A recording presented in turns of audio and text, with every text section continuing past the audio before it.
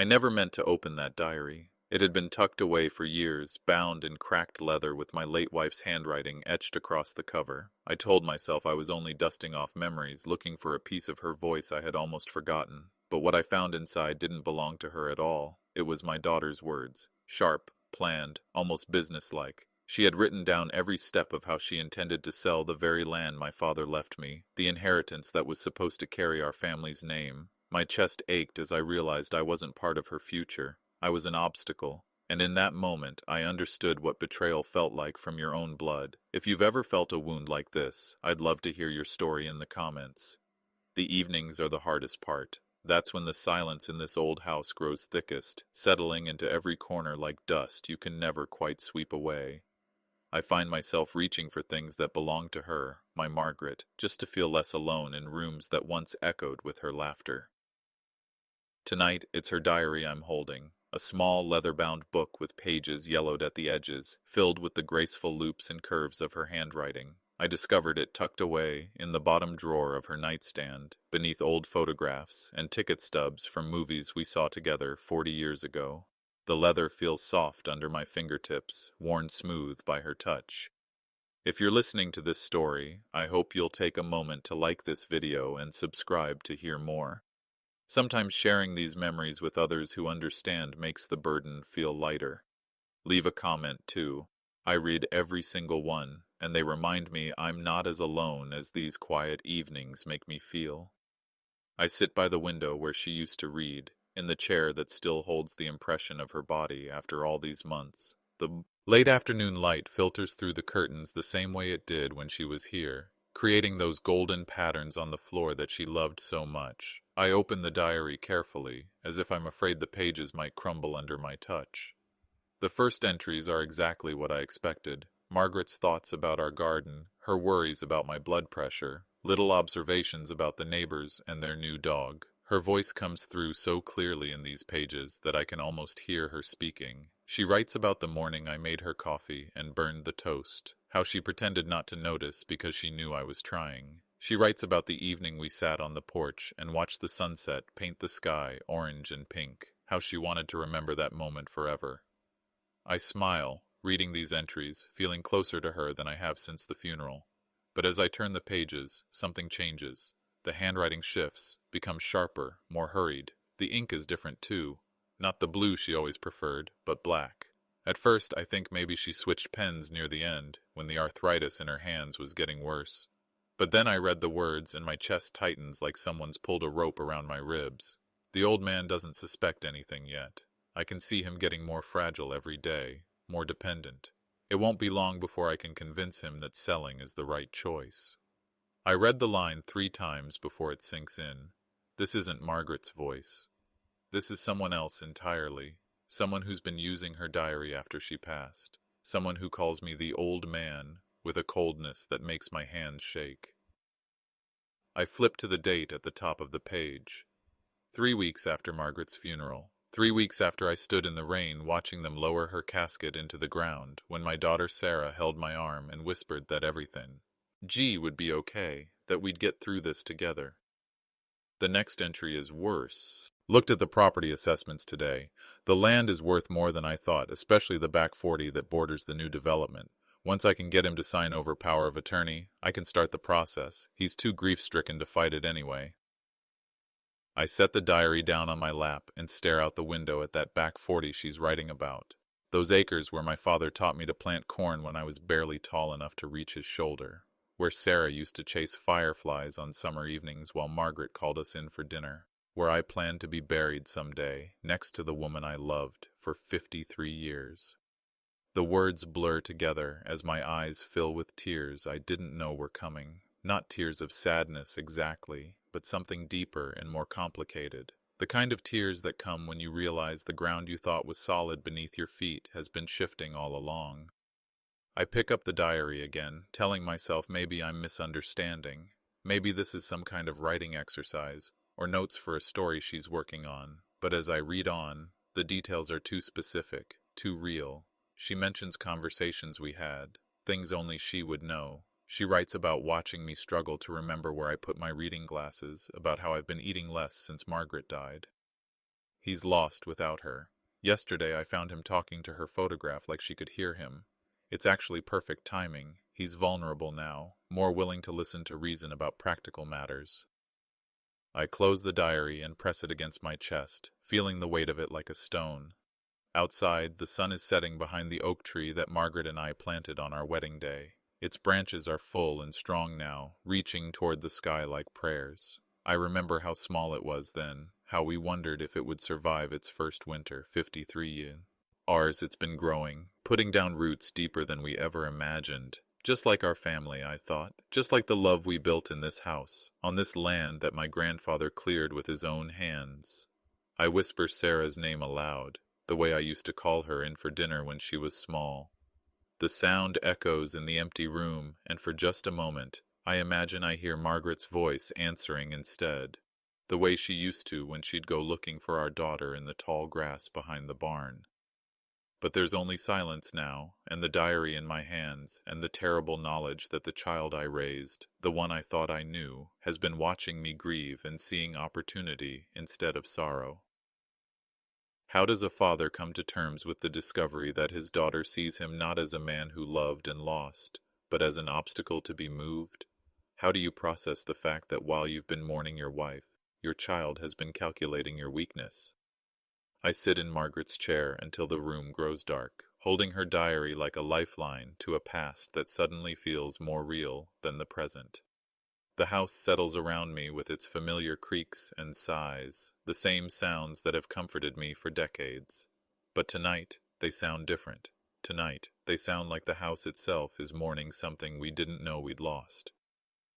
I wake before dawn, the diary still in my lap, where I fell asleep in Margaret's chair. My neck aches, and there's a crick in my back that reminds me I'm not as young as I once was. But the physical pain is nothing compared to the weight pressing down on my chest, the knowledge that yesterday wasn't a bad dream. I make coffee with hands that still shake slightly, the same way they did in the weeks after Margaret's funeral. But this is a different kind of trembling, not the shaking of grief, but of betrayal. The coffee tastes bitter, or mauve. Maybe that's just the taste everything has now. I return to the diary almost against my own will, like pressing on a bruise to see if it still hurts. Of course it does. Pain like this doesn't fade overnight. The morning light streaming through the kitchen window makes the pages easier to read, though I'm not sure I want to see the words more clearly. Sarah's handwriting. I can see now that it's definitely hers, though colder and more calculated than the birthday card she used to make me. Fills page after page. Father won't fight it. He's too tired now, too lost without Mother. I can see it in the way he shuffles around the house, the way he forgets to eat unless I remind him. He's becoming exactly what I need him to become, dependent enough to trust my judgment, weak enough not to question it. I set my coffee cup down harder than I intended, and it clatters against the saucer. The sound is sharp in the quiet kitchen, the same kitchen where Sarah used to sit at this very table doing her homework while Margaret cooked dinner. I can still see her there sometimes, a little girl with pigtails and grass stains on her knees, asking me to help her with math problems I barely understood myself. Where did that little girl go? When did she start seeing me through such calculating eyes?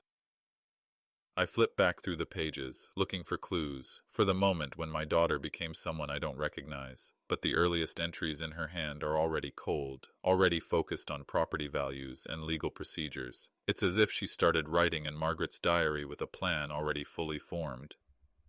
The key is to make him think it's his idea, plant seeds about the burden of maintaining so much land, about how lonely he must be rattling around in such a big house. He's always been easy to manipulate if you know which emotions to target. Easy to manipulate. The words hit me like a physical blow. Is that really how she sees me? As so. Mayone, so simple, so predictable, that my love for her can be weaponized against me. I think about the phone call she made last week, how concerned she sounded asking about my doctor's appointment, how she lingered on the phone asking if I was taking care of myself. I thought it was love. I thought it was a daughter worried about her aging father. Now I wonder if it was research. The coffee grows cold as I read entry after entry, each one cutting deeper than the last. She writes about me like I'm already gone, like I'm just a problem to be solved rather than a person to be loved. She discusses meeting with real estate agents, talks about staging the house to show better, mentions how the antique furniture will need to be appraised. Margaret's antique furniture. The rocking chair where she nursed Sarah as a baby. The dining table where we celebrated every birthday, every holiday, every milestone for over 50 years. To Sarah, they're just items to be appraised and sold. I close the diary and walk to the window that looks out over the back 40 she's so eager to sell. The morning mist is lifting from the fields, revealing the rows where my father planted soybeans every spring until he was too old to work the land himself. This soil has been in our family for 3 generations. It's not just property, it's the story of who we are, where we came from, what we built together. I remember the day I brought Sarah out here when she was maybe 7 years old, still small enough to ride on my shoulders. I told her about her great-grandfather, who cleared this land by hand and built the first small house where the barn stands now. I told her about the drought year when the corn failed, and he worked extra jobs in town to keep the family fed, but never once considered selling. She listened so intently that day, asking questions about the old days, about what it was like before tractors and combines. She picked up a handful of soil and let it run through her fingers, and I thought she understood. I thought she felt the connection, the weight of family history in that rich, dark earth. "Tell me more about great-grandpa," she had said, and I spent the whole afternoon sharing stories while she listened with wide, curious eyes. Now, staring out at that same field, I wonder if she was listening at all, or if she was already learning to pretend interest in things that mattered to me. The thought makes me feel sick. I return to the kitchen table and open the diary again, though every instinct tells me to stop, to put it away and pretend I never found it. But I can't stop. It's like watching a car accident. Horrible, but impossible to look away from. He keeps talking about legacy and family history, as if dirt and old buildings could matter more than financial security. He doesn't understand that I have my own life to think about, my own future to secure. This land is wasted on sentimentality. Wasted on sentimentality. That's what my love for this place is to her. That's what 3 generations of sweat and sacrifice and careful stewardship means in her calculation. I think about my own father, who worked this land until his hands were permanently stained with soil and his back was bent from years of labor. He used to tell me that a man's relationship with his land was like a marriage. It required patience, commitment, and the understanding that you were part of something bigger than yourself. "This land will take care of you if you take care of it," he used to say. "But more than that, it'll take care of your children and their children after them. That's what makes a man rich. Not money in the bank, but roots that go deep." I tried to pass that wisdom on to Sarah, the same way my father passed it on to me, but somewhere along the way the message got lost. Somewhere along the way, she stopped seeing roots and started seeing dollar signs. The phone rings, startling me from my thoughts. It's Sarah, her voice warm and concerned, asking how I slept, whether I remembered to eat breakfast, the same voice that wrote those cold, calculating words in Margaret's diary. "I'm fine, sweetheart," I tell her, the endearment feeling strange in my mouth now. "Just missing your mother, as always." "I know, Dad. I miss her too. Listen, I was thinking maybe I could come by this weekend, help you with some things around the house. It's getting to be a lot for you to manage alone. Help me with things around the house." I wonder what she really means. I wonder if she's planning to go through Margaret's belongings, making mental notes about what's valuable, what's worth keeping when she finally convinces me to sell. "That would be nice," I say, because what else can I say? How do you tell your daughter that you've discovered her betrayal written in her own hand? How do you ask why your love isn't enough to outweigh her greed? After she hangs up, I sit in the silence of the kitchen and whisper a question to the empty air. Did I fail you somehow, Sarah? Was I not the father you needed me to be? But the only answer is the ticking of the old clock on the wall, the same clock that marked the hours of her childhood, that counted down the minutes until she came home from school each day, the same clock that's now counting down to something I don't want to face. For 3 days after that phone call, I try to convince myself that I've misunderstood everything. Maybe Sarah was just exploring possibilities, thinking through worst-case scenarios. Maybe she was writing out her fears rather than her plans. Maybe I'm an old man reading betrayal into words that were never meant to hurt me. Hope is a stubborn thing. Even when the evidence is written in black ink in your dead wife's diary, hope whispers that there must be another explanation, another way to understand what you've seen. I find myself clinging to memories like a drowning man clutches driftwood.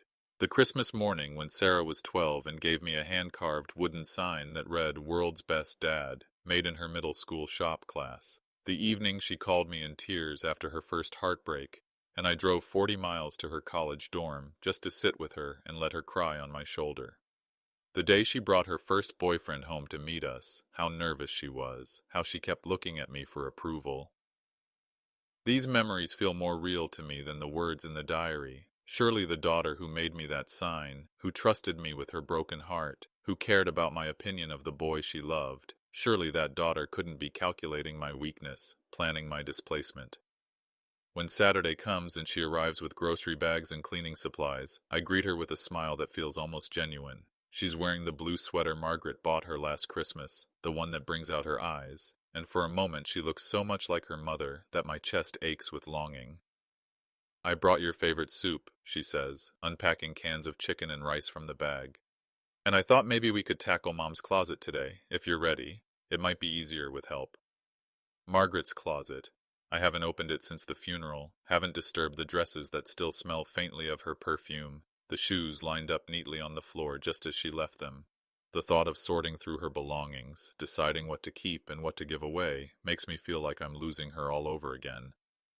But maybe that's not what Sarah means. Maybe she's just trying to help me through a difficult task, to ease the burden of grief that's been weighing me down for months. Maybe I've been reading malice where there's only love. "I don't know if I'm ready for that yet," I tell her, and I watch her face carefully, looking for signs of impatience or calculation. Instead, I see what looks like genuine understanding. She reaches over and squeezes my hand, and her touch is warm and familiar. "Of course, Dad. We'll do it when you're ready. There's no rush." No rush. But even as she says it, I notice how her eyes drift toward the cabinet where I keep the important papers. The land deeds, the insurance policies, the will that leaves everything to her. It's just a glance, barely a second, but it's there. Or am I imagining it? Am I so poisoned by what I read in the diary that I'm seeing conspiracy in every gesture, betrayal in every look? We spend the afternoon together, and it's almost like old times. She makes lunch while I sit at the kitchen table telling her about the new family that moved in down the road, about the raccoons that got into Mrs. Henderson's garbage again, about the book I'm reading that's taking me forever to finish because I keep losing my place. She laughs at my stories, asks questions, seems genuinely interested in the small details of my daily life. This is the daughter I remember, the one who used to call every Sunday just to chat, who never seemed too busy to listen to an old man ramble about nothing important. But then, as we're washing dishes together, she says casually, "You know, Dad, this house really is getting to be a lot for you to manage alone. Have you ever thought about maybe downsizing? There are some really nice senior communities now, places where you wouldn't have to worry about maintenance and yard work." My hands still in the soapy water. Senior communities. Places where I wouldn't have to worry about maintenance and yard work, or where I wouldn't have any land to maintain at all. "I hadn't really thought about it," I say, trying to keep my voice neutral.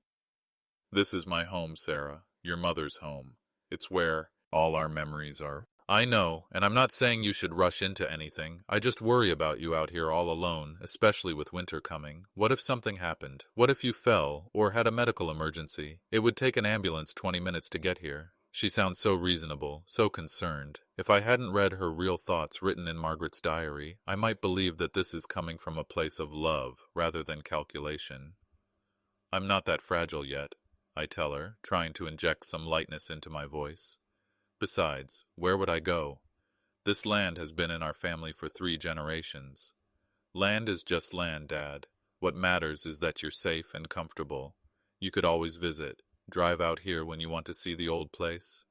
Just land, visit the old place. As if this home where she was born, where she took her first steps and spoke her first words, is nothing more than a tourist destination."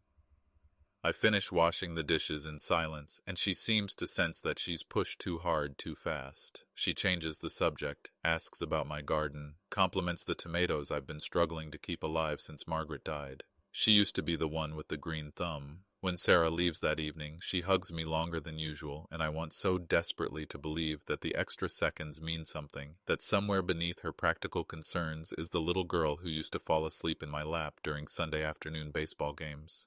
"I love you, Dad," she says, and the words sound real, feel real, pressed against my ear. "I love you too, sweetheart. Drive carefully."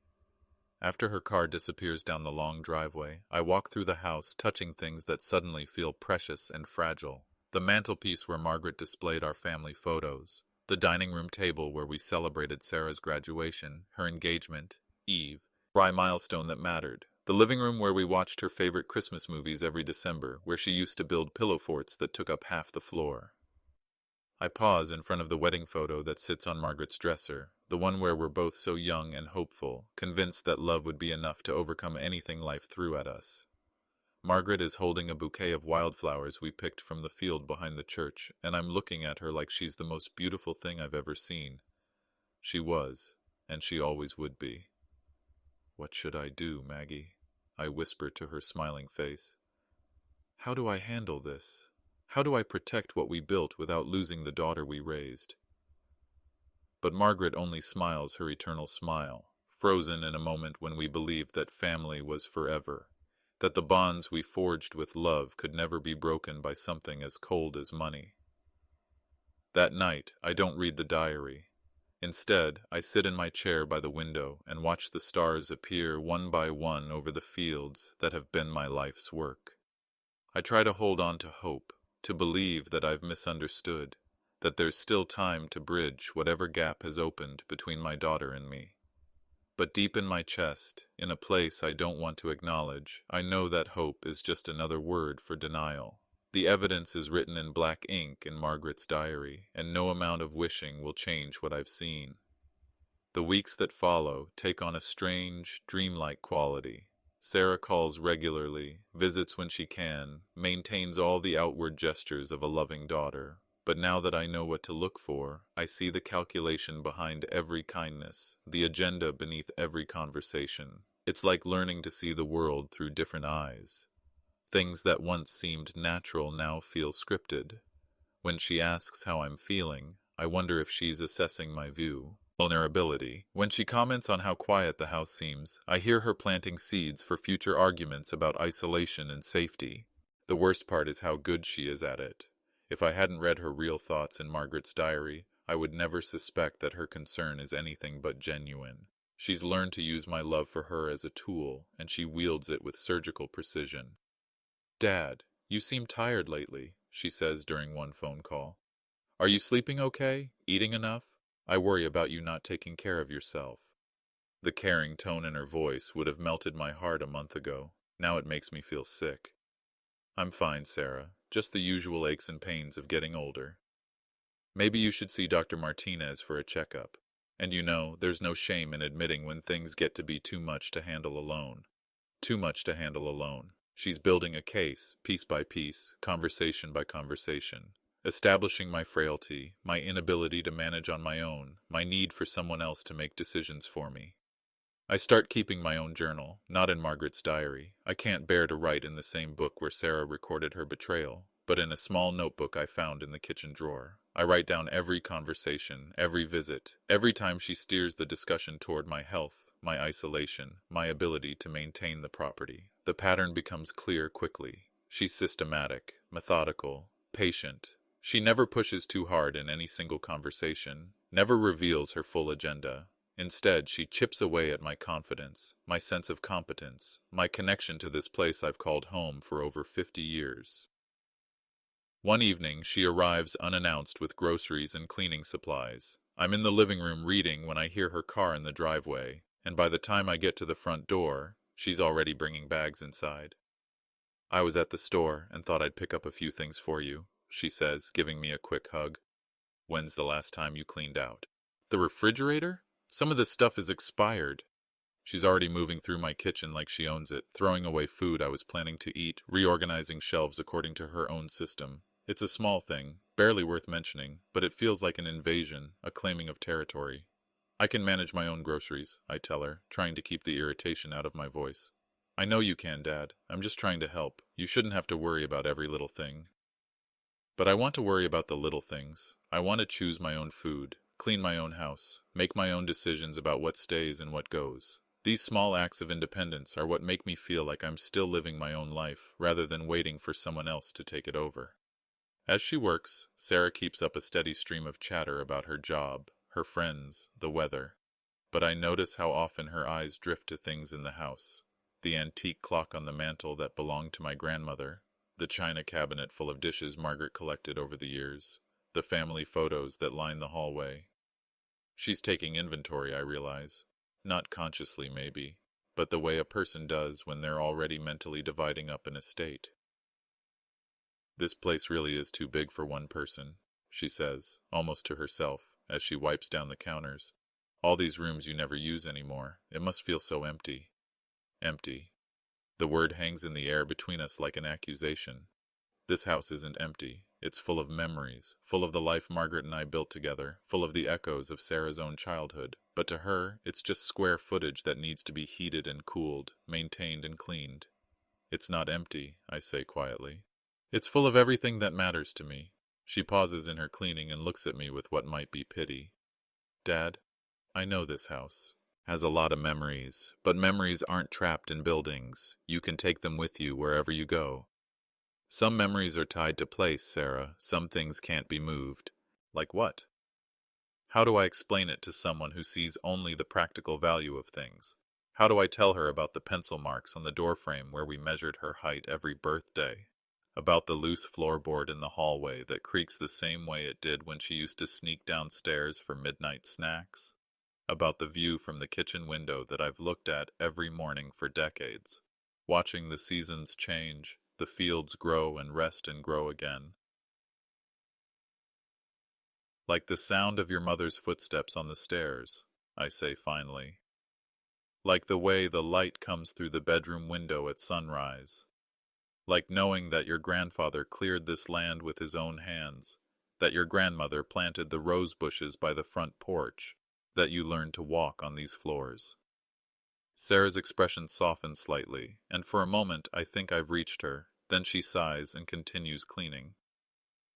I understand that this place means a lot to you, but you have to be practical, Dad. You're not getting any younger, and maintaining a property this size is a huge responsibility. What happens if you get sick? What happens when you can't drive anymore? What happens if you fall and there's no one around to help? What happens? What happens? What happens? She's painting a picture of inevitable decline, inevitable helplessness, inevitable need for someone else to make my choices for me. And that someone, of course, would be her. Those are bridges I'll cross when I come to them, I tell her. For now, I'm fine where I am. Are you, though? Really? When's the last time you had people over? When's the last time you went anywhere besides the grocery store and the doctor's office? You're isolating yourself out here, Dad. It's not healthy. Isolating myself, as if choosing to live in the home I've shared with my family for 50 years is some kind of psychological disorder, rather than a reasonable response to loss. After she leaves that night, I sit in the silence she's described as unhealthy and try to sort through my feelings. The quiet doesn't feel oppressive to me, it feels peaceful. The space doesn't feel empty, it feels full of presence, of memory, of connection to everyone I've loved. But I'm beginning to understand that Sarah and I are speaking different languages now. What I call home, she calls burden. What I call heritage, she calls sentiment. What I call love, she calls impracticality. The gulf between us isn't just about the land or the house. It's deeper than that, more fundamental. We've become strangers to each other, and I'm not sure when it happened or how to bridge the distance. That night, I dream about Margaret. We're young again, standing in the field behind the house on the day we decided to build our life here. The sun is setting, painting everything golden, and she's laughing at something I've said. In the dream, Sarah is there too, but she's still a little girl, chasing fireflies in the tall grass while we watch and plan and hope. I wake with tears on my face, and the terrible knowledge that those days are gone forever, that the family I thought we were building was already dissolving even as we were living it. By November, the tension between what Sarah says and what I know she's thinking becomes unbearable. I watch her perform concern while planning betrayal, and I feel like I'm living in two realities at once. The one where she's my loving daughter, and the one where she's a stranger calculating the best way to dispose of my life. I decide I have to try to reach her, to bridge this gap before it becomes permanent. Maybe if I'm honest about what I know, if I give her a chance to explain, we can find our way back to each other. Maybe there's still time to save what's left of our relationship. She comes over on a cold Sunday afternoon, bringing soup she made and news about her job that I struggle to follow. The conversation feels stilted, careful, like we're both walking on thin ice. Finally, as we're sitting at the kitchen table with our coffee growing cold between us, I decide to take the risk. Sarah, I need to ask you something, and I hope you'll be honest with me. She looks up from her cup, and I see something flicker across her face. Caution, maybe, or recognition that this moment was inevitable. Of course, Dad. What is it? Have you been thinking about what happens to this place after I'm gone? The land, the house, all of it? It's not the direct confrontation I planned, but it's as close as I can get. I'm giving her an opening, to be honest, to tell me what she's really thinking, without having to admit that I've read her private thoughts. She sets down her coffee cup and looks away, staring out the window at the bare November fields. When she speaks, her voice is carefully neutral. I think about practical things sometimes. It's natural, isn't it? You're getting older, and I want to make sure you're taken care of. That's not what I'm asking about. I'm asking if you've thought about selling the land. The words hang between us like a challenge. Sarah's face doesn't change, but I see her hands tighten slightly around her cup. Why would you ask that? Because I get the feeling that's what you think should happen. That it would be easier, more practical. She sighs, and when she looks at me again, her expression is patient in a way that makes me feel like a child being humored. Dad, I'm not plotting against you. I just think you need to be realistic about your situation. This is a lot of property to maintain, and you're not getting any younger. I'm not dead yet, Sarah. I know that. But what happens in 5 years? 10 years? What happens when you can't take care of yourself anymore? Maybe I'd rather cross that bridge when I come to it. Maybe I'd rather live my life instead of planning for my decline. She leans back in her chair, and I can see her choosing her words carefully. Look, I'm not saying you should do anything right now. I'm just saying it makes sense to consider your options. This land is worth a lot of money, Dad. Enough to set you up comfortably for the rest of your life in a place where you wouldn't have to worry about maintenance and upkeep. And what about the family history? What about the fact that your great-grandfather cleared this land, that your grandmother planted the garden, that you learned to ride a bike in the driveway? She shrugs, and the gesture breaks my heart more than any words could. Those are nice memories, but they don't pay bills or provide medical care. They don't make sure you have help when you need it. So you think I should sell everything your great-grandparents worked for, everything your mother and I built, just for the sake of convenience? I think you should be practical. This isn't about sentimentality, Dad. It's about what's best for your future. Sentimentality. There's that word again, the one I read in her diary, the one that reduces a lifetime of love and work and family history to something frivolous and unnecessary. What if being here, on this land, with these memories, is what's best for my future? What if selling would kill something in me that's more important than financial security? She looks at me with something that might be pity, and when she speaks, her voice is gentle but firm. Dad, you can't live in the past forever. Mom is gone. The life you had with her is over. You need to find a way to move forward, and clinging to this place isn't going to bring her back. The words hit me like physical blows. She's not wrong. Margaret is gone, and the life we shared is over. But this place isn't just about the past. It's about continuity, about the connection between what was and what is and what could be. It's about honoring the sacrifices of the people who came before us by preserving what they built. This isn't about bringing your mother back. This is about honoring what we built together. This is about preserving something for future generations. What future generations? I don't have children, Dad. I'm not planning to have children. When I'm gone, there won't be any more family to pass this land to. The statement stops me cold. I knew she wasn't married, knew she hadn't started a family yet, but I always assumed that someday, that eventually, she'd find someone, settle down, give me grandchildren to spoil, and teach about their heritage. You might change your mind, I say weakly. I won't. I've never wanted children, Dad. I've never wanted the responsibility, the ties, the complications. I want to be free to make my own choices, live my own life. Free. There's something in the way she says it that makes me understand this isn't just about land or money. It's about escape. This place, this family, this history. It's all a trap to her, something that holds her back from the life she wants to live. So you see the family land as a burden, I say, more statement than question. I see it as an asset that could be better used. You could be comfortable, Dad. Really comfortable. You could travel, see things, live a little instead of just maintaining the past. What if maintaining the past is how I live? What if this place is where I belong? She's quiet for a long moment, staring into her coffee cup. When she looks up, her eyes are sad but determined. Then I guess we see things differently. It's such a simple statement, but it feels final, like a door closing. We do see things differently, and the gap between our visions is too wide to bridge with conversation. What I call heritage, she calls burden. What I call home, she calls asset. What I call love, she calls sentimentality. We finish our coffee in silence, and when she leaves, she hugs me the same way she always does. But something has changed. We've spoken our truths, and they don't align. We've shown our cards, and we're playing different games entirely. That night, I sit in Margaret's chair and look out at the land that's suddenly become the source of conflict between my daughter and me. The moonlight makes the bare fields look silver and peaceful, timeless in a way that comforts me. This view has remained essentially unchanged for 3 generations, and there's something eternal about that, something that transcends the complications of any single lifetime.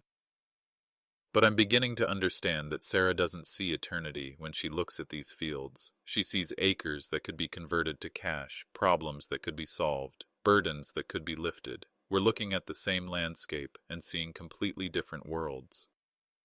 The weeks after our conversation feel different, heavier somehow. Sarah still calls, still visits, but there's a distance between us now that wasn't there before. We've acknowledged that we see my future and her inheritance through completely different lenses, and that knowledge sits between us like a wall.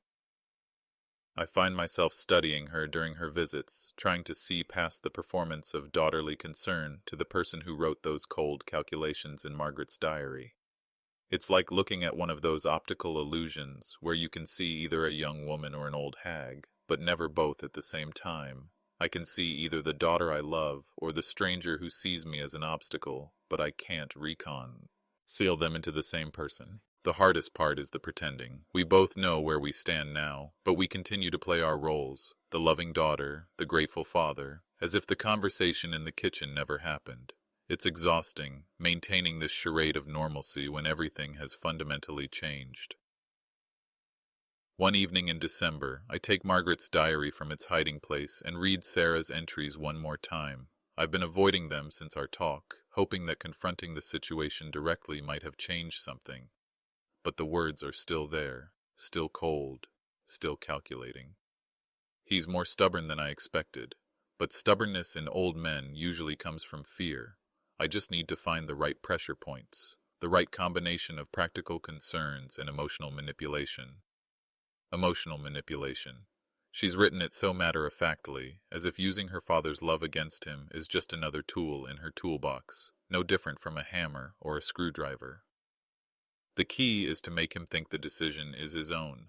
If I push too hard, he'll dig in his heels. But if I'm patient, if I gradually increase his sense of vulnerability and dependence, he'll eventually reach the conclusion himself. I set the diary aside and walk through the house, touching things that suddenly feel precious and temporary. The newel post at the bottom of the stairs where Margaret used to hang her purse when she came in from town. The kitchen counter where she rolled out pie crusts every Thanksgiving. The bedroom where Sarah was conceived, where she spent her first nights as a baby, where Margaret drew her last breath. Every room holds memories that feel sacred to me, but I'm beginning to understand that they're just rooms to Sarah. Square footage to be evaluated, assets to be liquidated, problems to be solved. I stop in front of the family photos that line the hallway. Sarah's school picture, res, family vacations, holidays, graduations. In every image, she's smiling, laughing, looking genuinely happy to be part of this family. When did that change? When did she start seeing us as burdens instead of blessings? There's a picture from her high school graduation where she's standing between Margaret and me, her arms around both our shoulders. She's beaming with pride and joy, and we're both looking at her like she's the most precious thing in our world, which she was, which I thought she always would be. I touched the glass over her face, trying to remember what it felt like to have such uncomplicated love for her, such complete trust in our bond. That person in the photograph seems like a different man now, someone naive enough to believe that family loyalty was permanent, that love was enough to overcome any obstacle. The grief hits me suddenly, violently, like a physical blow to the chest. It's different from the grief I felt when Margaret died. That was sharp and clean, the natural response to losing someone I loved. This is messier, more complicated, tangled up with disappointment and betrayal and a kind of shame that I can't quite name. Margaret's death was something that happened to me. Sarah's betrayal is something I participated in, something I enabled by loving her unconditionally, by trusting her completely, by failing to see what she was becoming. I sink into the chair by the window and let the tears come. They're not the dignified tears of a man mourning his wife, but the broken sobs of a father watching his child turn into a stranger.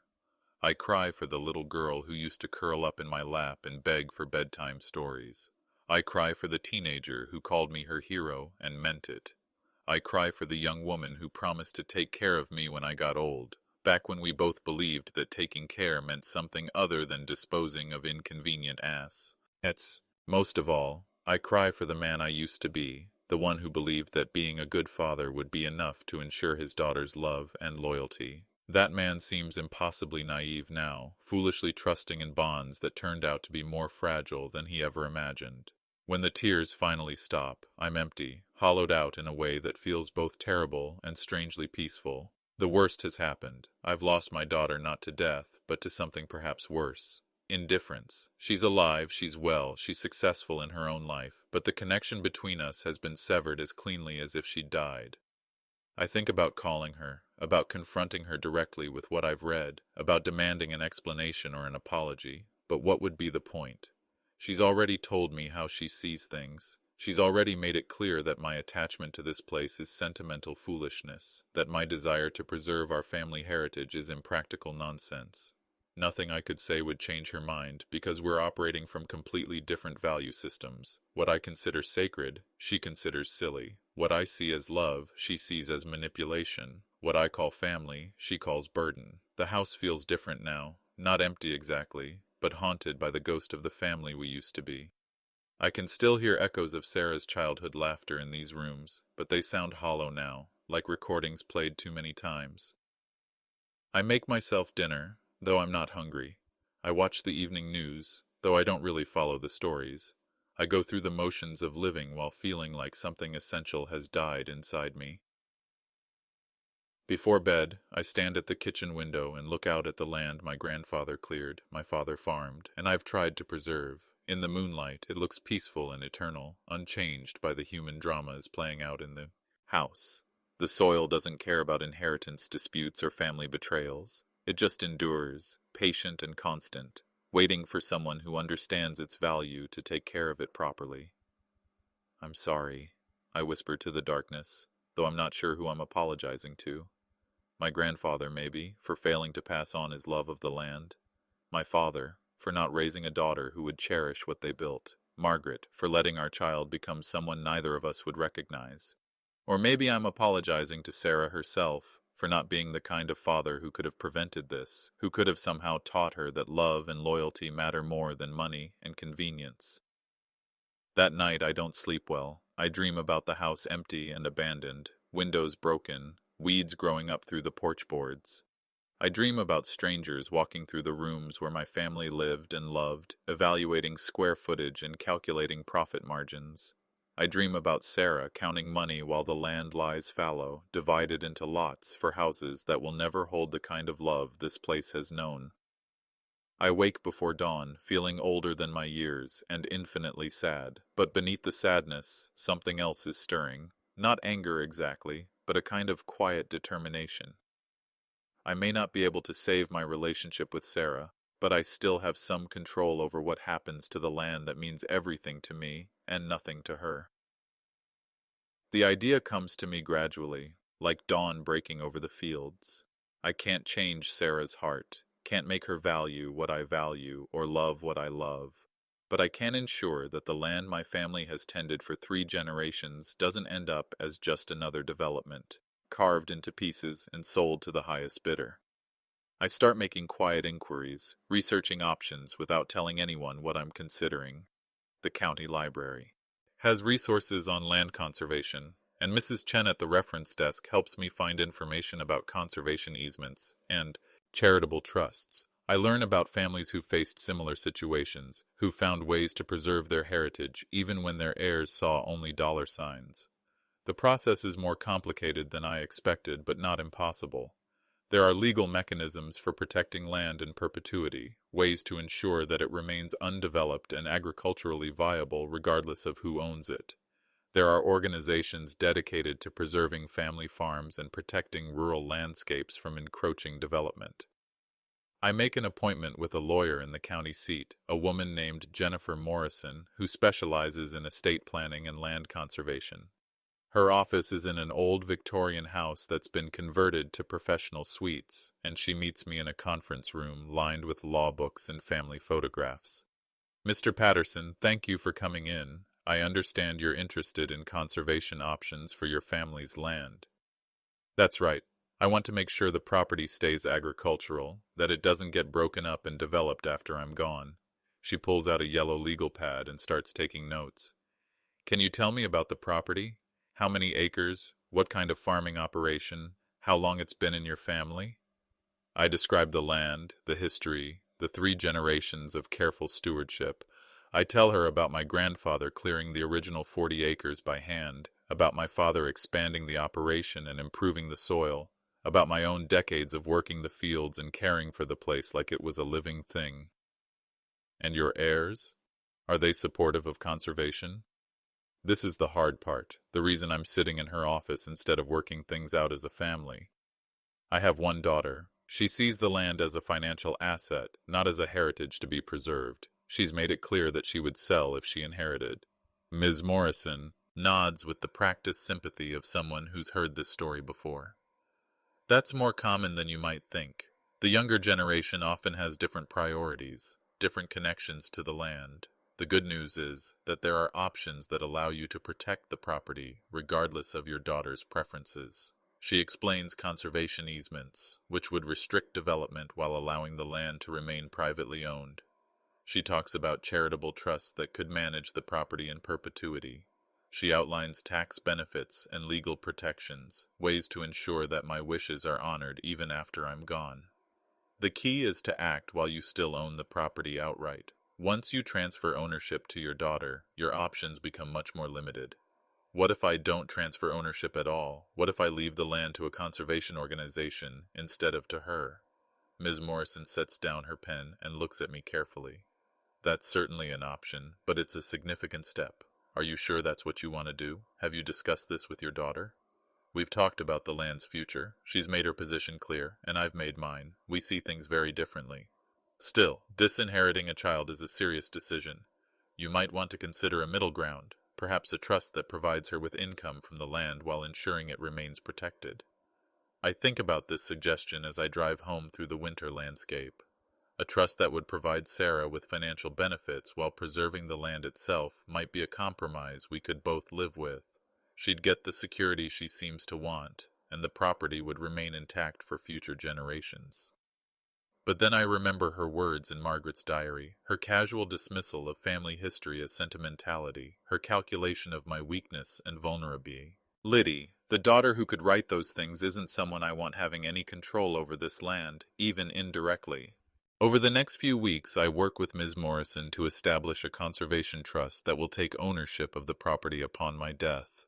The land will be preserved as a working farm, managed by professionals who understand its agricultural value. Any income it generates will go to environmental education programs, helping other families learn to value and protect their own heritage. Sarah will still inherit the house and everything in it, along with the savings accounts and investments that should provide her with a comfortable nest egg. But the land itself, the acres her great-grandfather cleared, her grandfather farmed, and I've spent my life protecting, will be safe from development forever. The paperwork is extensive, and the legal fees are significant, but I've never spent money on anything that felt more important. Each signature, each notarized document feels like a small victory against the kind of thinking that sees heritage as burden and love as sentimentality. I don't tell Sarah what I'm doing. She continues her careful campaign of concern and manipulation, still building her case for why I should sell, still planting seeds about the burdens of property ownership and the benefits of senior living. Her calls become more frequent, her visits more focused on my health and competence. Dad, you seemed confused yesterday when I asked about your medications. Are you sure you're taking them correctly? You left the stove on after you made breakfast. That's not like you. Maybe it's time to think about having someone around to help with daily tasks. I worry about you driving to town by yourself. What if something happened? What if you got lost or had an accident? Each expression of concern is calculated to reinforce her narrative of my declining competence, my increasing need for someone else to make decisions for me. If I hadn't read her real thoughts in Arette's diary, I might be touched by her attention. Instead, I recognize each comment as another building block in the case she's constructing for my incompetence. But I let her build her case, because it doesn't matter anymore. She can document every forgotten name, every misplaced item, every sign of aging that proves I'm no longer capable of managing my own affairs. The land will still be protected regardless of what she thinks about my mental state. The day the trust documents are finalized, I feel a peace I haven't experienced since Margaret died. I've done what I could to honor the sacrifices of previous generations, to ensure that their work wasn't in vain. The land will outlive me, outlive Sarah, outlive all of us, serving as a reminder that some things are worth preserving beyond their immediate practical value. That evening, Sarah calls to check on me, and for the first time in months, I'm genuinely glad to hear from her. Hi, sweetheart. How was your day? It was good, Dad. Busy at work, but good. How are you feeling? Any problems with the house? Anything you need help with? No problems at all. Actually, I had a very productive day. Got some important business taken care of. Oh? What kind of business? Just some legal matters. Nothing for you to worry about. There's a pause, and I can almost hear her calculating, wondering if this legal business relates to the property she's so eager to liquidate. Dad, you know you can talk to me about anything, right? If you're making decisions about the future, about the land or the house, I'd like to be involved. I appreciate that, Sarah, but some decisions a man has to make for himself. After we hang up, I sit in Margaret's chair and look out at the land that will soon belong to the trust, but will always belong to my heart. The winter fields look peaceful under the stars, patient and enduring as they've always been. I've fought my quiet battle and won, not by changing Sarah's mind or saving our relationship, but by ensuring that the things I value most will survive regardless of her indifference to them. Spring comes early this year, and I find myself spending more time outdoors, walking the fields that will soon pass into the care of the Conservation Trust. There's something different about my relationship with this land now, something lighter and more peaceful. I no longer feel the weight of worrying about its future, no longer carry the burden of protecting it from Sarah's plans. The conservation organization has already sent someone to survey the property and discuss management plans. Dr. Rodriguez is a young man with dirt under his fingernails and genuine enthusiasm for sustainable agriculture.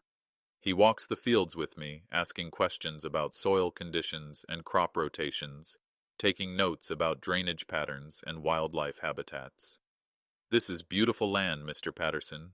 You can see the care that's gone into it over the generations. The soil health is exceptional.